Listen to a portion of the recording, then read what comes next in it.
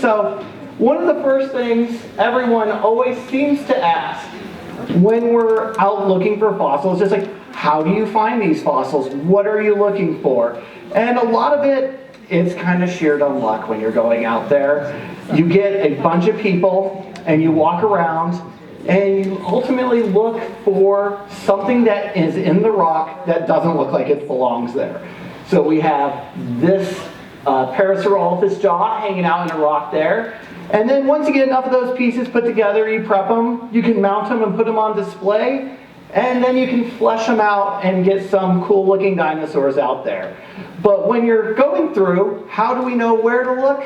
So one of the things that we can do is we can look at old geologic maps, and all these colors on the maps represent different age rocks. And you go like, well, I want to find dinosaurs in the Cretaceous, because that's when all the cool dinosaurs are. Triassic, the dinosaurs don't even look like dinosaurs yet. Jurassic are all your basic dinosaurs. So the Cretaceous is where it's at. And then they'll also have reports of past findings when they're doing these geologic reports, like, hey, as we were going through the mountains, we found these ammonites in here, and if that's what you're into, you may want to look there. And then it's just lots of hiking around. You get a mass group of people, and you just vacuum through the desert till you find something. And like I said, you're looking for things that kind of stick out. So a lot of times you're looking for differences in color, shape, textures. And you can see, like, this is just an explosion of turtle shell bits just hanging out. Not something we may collect because what are you going to do with that? But that's what you're kind of looking for when you're going out there. And again, sometimes you get better. You get a few vertebra hanging out. Again, that's nice. That's what you're looking for, that kind of change in color, change in shape that you're going. Okay, we're moving on up. We have some bigger verts hanging out here in the rock. Again, that color change is usually the first thing everyone kind of notices when they're going through. And then, here we go, we're on the side of a hill, and we have several bones hanging out right here that we're going to follow these up and try to figure out what layer they're coming from. This is from a site down near Moab. We have those fossils in our museum right now. It's like the first site I ever found back when I was a paleo baby like 15 years ago. So, the first thing, okay, I found these bones hanging out here. And the goal is to figure out how much more you have, is to start tracing these up a hill, trying to find the actual layer that they're coming out of. So you go through, and here I am pointing out the layer where these bones came out through right here. These are chunks of a tyrannosaur that is in the lab right now. And when you go through and you look, this is actually the hill where those bones are. So we found those bones at the bottom of the hill, and I traced it up to where I'm starting to dig out. Actually, I'm up there. That's the group that's collecting the bones at the base. So I'm up there kind of cutting a little ledge, because that's where a leg bone is sticking out of the ground up there. And after a while, I get a slightly better ledge cut in, so I can start figuring out exactly how much bone is there. I'm at the limit now of like where I need to get a permit, so we stopped pretty much after this. And I got my permit, so we continued this digging the following season. I'm allowed to do like 1 square meter, and they don't technically do a depth. It's fine. So now that we know where the bones are, and we've kind of tested out to see, now it's dig time. And I wish it was this easy, like the opening scene in Jurassic Park. It would make my life so much easier, but that's not how it is. We have to use power tools and all sorts of other equipment to get these things out. So looking through, I kind of basically break all of our quarries down into easy quarries or heavy equipment quarries. So our easy quarries, everyone just gets to stand around. We're using our hammers and chisels to break bones out. This is the point where you do see some paintbrushes come out. But it's really the heavy excavation, but it's kind of, you have to get used to sitting in uncomfortable positions. It's like paleo yoga out there, trying to find and work these fossils. And again, the more people you get, the faster everything goes. So it's like, here's 2 leg bones that we're going out there. I'm applying some consolidant on there, which keeps the bone solid. But it's the heavy equipment that defines the trademark paleo quarry. And everyone uses the concrete saw. You get your bosses kind of sitting there monitoring you, making sure you don't mess up, that you're not going to cut through any bone. And you get the dust going on, and you'll just spend countless hours in these pits, concrete sawing these dinosaur bones out. And if you're really aggressive, sometimes you can get 2 people in the pit with saws to speed up the work. That's a rare one though, because most of the quarries don't get that big. And my favorite is when you get to go and break out the jackhammers. That's when the real fun goes, and especially when it's like you're clearing overburden for 7 straight days with the jackhammer for 10 hours a day. That you feel accomplished at the end of those days. So again, kind of going back to how we find these fossils, looking at this picture, it's not very impressive looking, and this is like the progression of a quarry where we have a handful of bones that have started leaking out of the hill, and we've traced them up to the base of this tree because trees, for some reason, love fossils. All those minerals in the fossil bones, trees love them, they digest them, and they grow on top all the best fossils. This tree is growing right on top of a Parasaurolophus skull and shattered the skull. And Parasaurolophus is my favorite dinosaur, so I rue that tree right there. But going through, we're looking down and we see a couple extra blocks hanging out there. And you can see like, oh, there's part of one of the limb bones in this rock that we find tracing through. So again, we keep tracing it up. There's that wonderful, beautiful dentary. That's the only good skull bone we got out of it. The rest of it was shattered. And we've started now making our plaster jackets along the lines where we're finding those bones in place. And we've started now wrapping up the quarry. We've brought all of our blocks down to the base of the hill to start getting them ready to transport out. Now, back to that one Tyrannosaur quarry where I'm getting my permit now.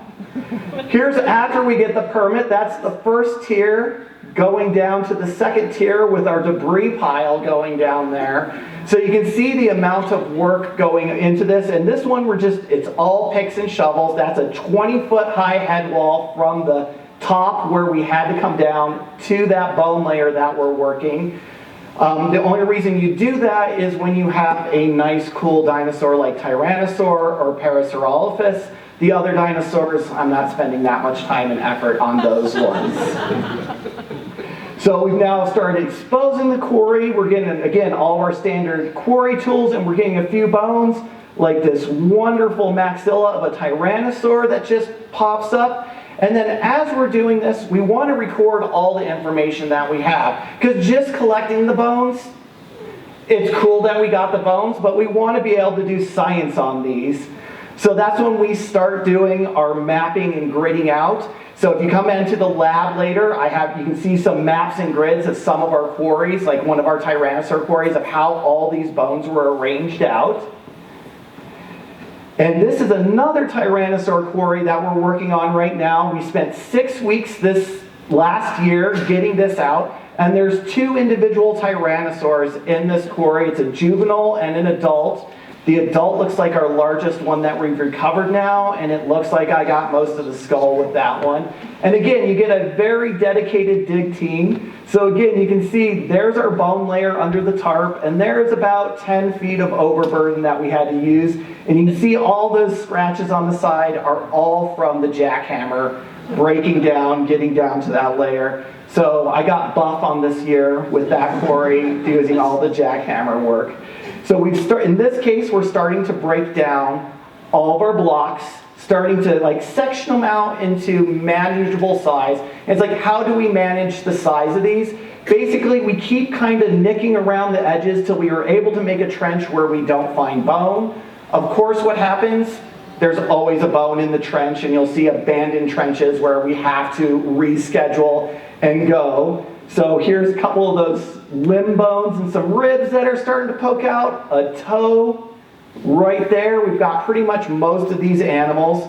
And then again, once you start, you get the top coat of plaster on, you started undercutting, the goal is to then flip it over and you get as many people as possible. And you just go 1, 2, 3, lift, you get it vertical, and then you get it plopped over. And once it's plopped over, you remove some of this extra rock till you hit bone again. And then you get a nice sealed jacket. And hopefully you have someone with better artistic talent than I do to explain what bones are in that block. And also you number that block so I know 107 has all these cool things. So when we crack it open in the lab, we're all set. So now that we've got all these, it's getting it back to the lab so we can start working on it. The old tried and true ways, you just slap it to my back. I have a 150-pound weight limit, and we'll carry that guy back to the trucks. If it's above my weight limit, we will then crack down and put it on a stretcher board like you'd carry a person out that was injured. And that's about a 250-pound limit for people, or if you get a couple of them on there, you can stretch that to 3 to 4. And again, you're slowly transporting that back to the truck. Sometimes you can get like the donkey cart there, and you can put up to 500 pounds on that and wheel your fossils back. Or my personal favorite one, because I love pain, is the car hood. The car hood, because in certain areas we're not allowed to use wheeled devices, but we can use a sled, and a car hood makes a very fancy sled. So that's for your 500-pound limit if you're close to the vehicle. But the one everybody loves is the helicopter. And it's preparing for the helicopter. So again, you get to carry these 100-pound nets back into the middle of nowhere. And then you flip your block into these nets, and then you cinch them up and get them ready for the helicopter. When the helicopter arrives, you just get to sit under there, you hook it up, you give your helicopter guy a thumbs up that you're good to go, and then,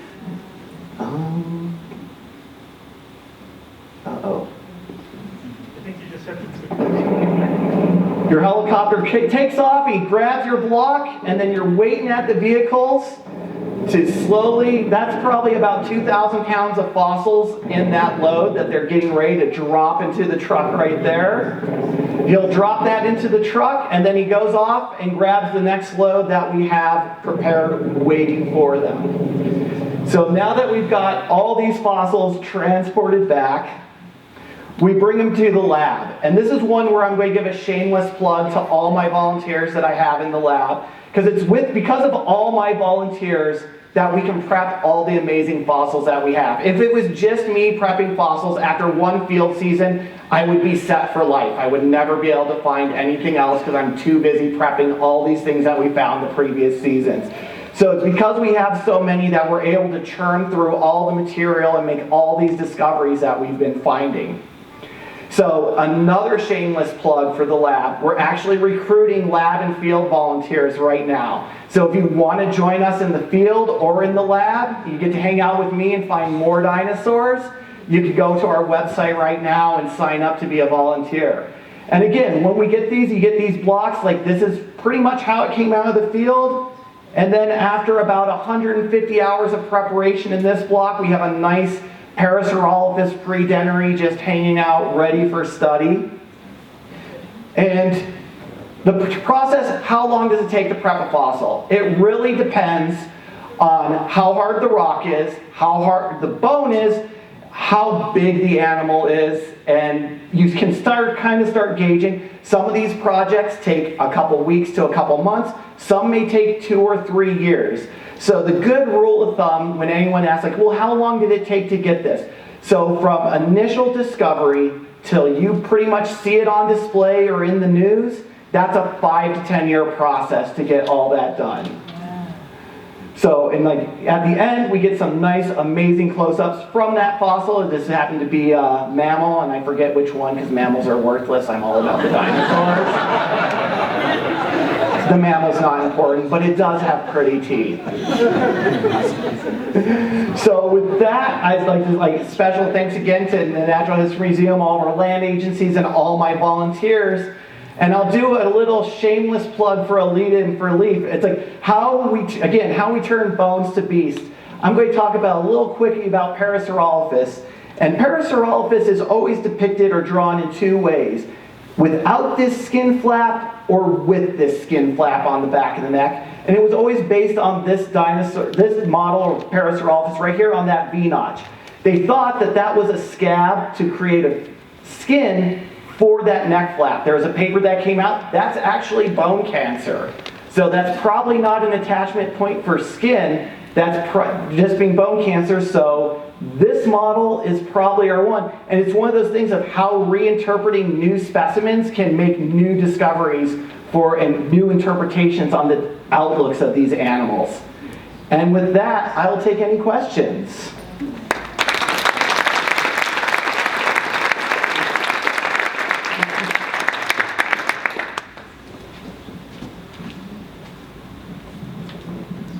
So how often do you guys go into fields to find fossils? On average, we spend 15 to 20 weeks in the field in various areas of Utah. So like for Grand Staircase, it's not uncommon to do 6 to 8 weeks of field season down there. Again, that's also why sometimes it can take 2 or 3 years to get an animal out. If you only have 8 weeks and you have 4 quarries, you can basically then only spend 2 weeks at each quarry to get those out. We do several other sites in New Mexico, Nevada, and Arizona. So usually on average, it's around that kind of 15-week mark that we're living in the middle of nowhere. Hi there. So in one of your digs, you mentioned that you had an adult and a juvenile Tyrannosaur. Yes. How long do you think the juveniles stayed with the adults? Ooh, that's a behavior one, and I'm not the best with that, but I will give you my hypothesis of what was actually going on in that quarry. So it looks like some of the juvenile Tyrannosaur bones have bite marks on them that look to me like they may be from another Tyrannosaur. So my hypothesis is that like the arm bone that has bite marks on it is the adult Tyrannosaur was cannibalizing the younger one, and it bit off that arm and it choked on it and then died and fell over on top of the other one. But like someone else can do the science paper on that one. So just like a follow-up on, like, say you found a quarry, you guys are digging it, but you have to go to another one. Like, what do you do to like keep that, I guess? Like, do you guys probably protect it after? Like, do you guys have people like watching it, or like just put it on your list for next year? So it's a mix of kind of all of those. So the first thing that we do is usually if we can't finish it, we plaster and burlap every bone that we have exposed on there to protect it through the winter. And usually that plaster and burlap will protect it through the elements. In a lot of cases, we rely on the remoteness of the area as protection, so people won't go out there and monkey with it. I mean, some of these areas are in the absolute middle of nowhere, and no one in their right mind other than a crazy paleontologist would go out there. But other things that we do, if it is in an area that where we suspect it could be messed with, is after we've done the plaster jacket on top, we'll put a tarp down, and a lot of times we'll actually rebury the site a little bit to make it so you can't see, or immediately don't see like the big white plaster beacons out there. You may have to monkey around a little bit. Was someone digging out here? I don't know.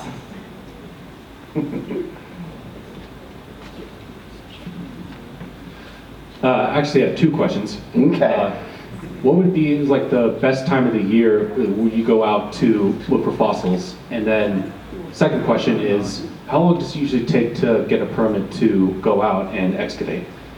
So I'll start with the first one. For me, my favorite time to go out in the field is May, and then at the end of September and October, just because it's like that seems to be like the perfect weather. You don't have to deal with snow 90% of the time. And most of the time, the bugs are not out bad in those parts of the season yet. We typically do not do field work in June because the cedar gnats in the areas that we work are so horrendous that you just pray for the sweet release of death from those blood-sucking gnats. Now, in terms of to get our permits from when we find like a site, when we're ready to permit, then we can start digging again. It depends on the agency. Sometimes they can be ready in 3 to 4 months. The average kind of is that 6 to 8 month. And then sometimes it can be up to a year, sometimes 2, depending on the fragility of the area. If there's other, like there's anthro nearby or other resources, just to make sure that our dig isn't going to complicate any of the other research potentials for other fields out there. So it kind of varies depending on agency and all the other factors that are going to go on in mitigating that area. And then when we're done, we'll go back and like rebury and hide the sites to minimize our impact on there as like part of our permits and things like that too.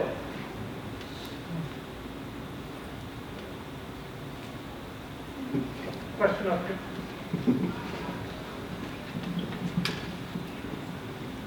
Thank you so much. What amount of time was represented by that time lapse of preparation? So that time lapse was, for me, was 5 8-hour days on there. So that was like a standard week for preparation on that specimen, which is actually a really quick prep specimen.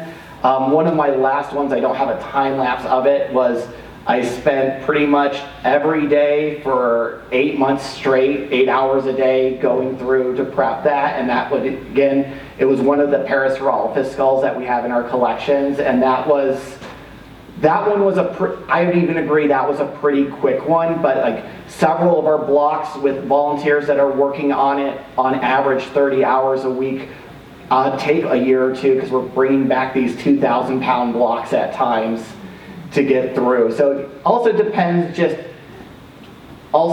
it depends how cool the animal is. So like Birthisel, again, it's my dinosaur, it gets bumped into the queue, so all the other blocks get prepped faster than like the boring basic tyrannosaurs or the worthless mammals, but because I realize the tyrannosaurs are cool and every kid seems to love those get bumped up too, begrudgingly.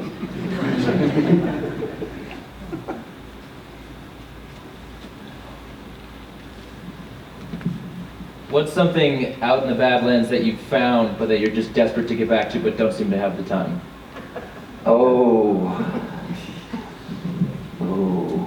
I was gonna say there's one right now that I've been itching to go back to and just do a final kind of cleanup. So we have a brand new ceratopsian from an area called Tarantula Mesa. And the skull was just shattered in hundreds of pieces, just laying on the surface. We got there about 100 years too late. And we surface collected everything that we could find, and we reconstructed a fair amount of the skull of that.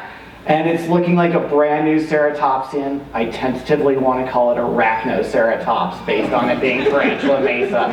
But I want to go back out there because areas where I can see fresh breaks on there and I can't find them in my goodie bag, that I want to go back out there for another day or two and just see if I can find any extra pieces to flesh that skull out a little bit more and like really show it's brand new to earn its name.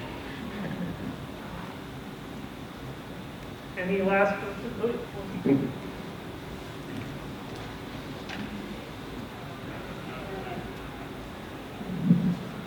When you're first opening a dig site, is there a general rule of thumb of how wide you open up the earth? Or do you just always have to do a trench and then leave that trench because you've discovered it? That's a really good question. So when we first do our initial test and we kind of open our square meter before we get our permits and stuff, we're seeing kind of like what's the size of the animal, how big it is, and if we can guess what animal it is, or at least a family, you can kind of go like, well, if it's relatively complete, this is a Birthisel, it's about 40 feet long, it'd be 8 feet tall at the hips.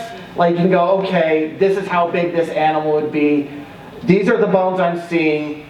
I don't want to have to move this head wall multiple times, which on some of these sites, you have to do. It's like I'm on the 8th time moving this head wall. So you're like, I'm going to go 3 meters back from the edge of the first bones and I'm going to make it 8 meters wide, which is what we did with that Tyrannosaur. Because after spending 3 weeks on the jackhammer, I didn't want to have to do it again. And after we got all the bones out, there's still 1 bone in the head wall, which means I have to take it back another couple meters to make sure we've done our due diligence to get that animal out.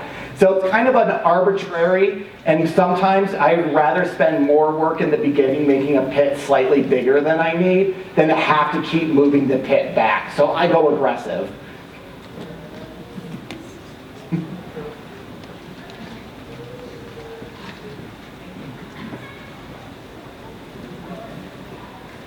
So when it comes to a bone that's like totally shattered and broken when you find it, when it comes to reconstructing it, how do you guys know where to even start?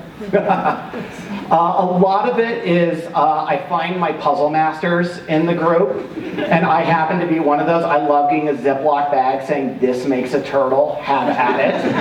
And you start with one piece that looks kind of weird, and you're like, that's a weird distinguishing edge, kind of like a puzzle, and then you start going through all your chips and slowly test fitting and testing, and like, finally, got a match. And then you grab the next chip. And on the average day, if you get like 8 to 10 matches, that's a phenomenal day of matching right there. And then to glue that together, we use some special like plastic reversible glues. So if I do mess up and someone's like, that doesn't belong there, you're an idiot, Tyler. I can go like, well, I'll just unglue it and now you find the new fit. All right, let's thank Tyler once again.